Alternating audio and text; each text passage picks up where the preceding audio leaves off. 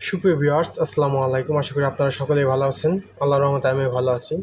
আজকের ভিডিওর টিউটোরিয়ালটি হলো ডেস্কটপের স্ক্রিনে যেভাবে আপনারা ওয়ালপেপার সেট করেন ঠিক একইভাবে আপনারা গুগল ক্রোম ব্রাউজারে কীভাবে ওয়ালপেপার সেট করবেন। তো চলুন দেখে আসি আমাদের মূল ভিডিওটি।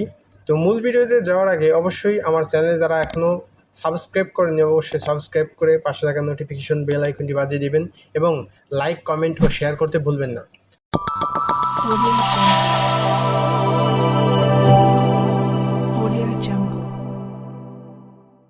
তো চলুন চলে যাওয়া যাক আমাদের গুগল ক্রোম ব্রাউজারে। আমি চলে আসলাম। দেখেন এখানে আমার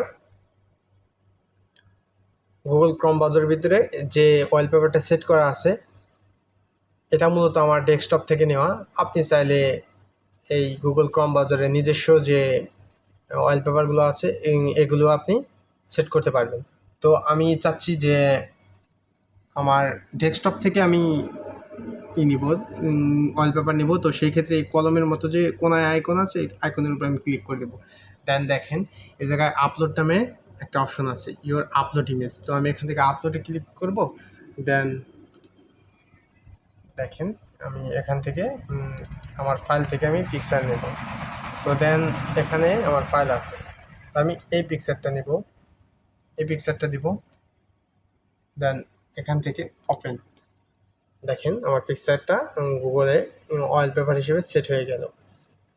তো আপনারা কি করবেন, যদি এই গুগলের নিজস্ব থিমস ইউজ করতে চান, মানে ওয়ালপেপার ইউজ করতে চান, তো সেক্ষেত্রে আপনারা এখানে দেখেন চেঞ্জ থিম, এখানে ক্লিক করবেন।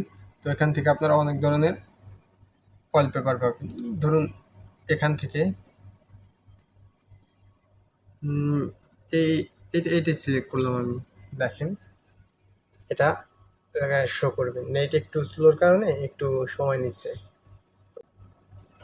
দেখেন চলে আসলো। তো দেন আপনি যে কোনোভাবে পরিবর্তন করবেন। দেন আমি এখন এটা নিতে চাচ্ছি, এটা চলে আসতে একটু টাইম নিচ্ছে। দেখেন চলে আসলো। তো এভাবে আপনারা গুগল ক্রোম ব্রাউজারের ভিতরে ওয়ালপেপার সেট করে নেবেন। আশা করি ভিডিওটি ভালো লাগলে অবশ্যই লাইক করবেন, কমেন্ট এবং শেয়ার করতে ভুলবেন না। পরবর্তী ভিডিও নিয়ে আবার দেখা হবে। আজকের ভিডিও এই পর্যন্তই। আল্লাহ হাফেজ, ভালো থাকবেন সবাই।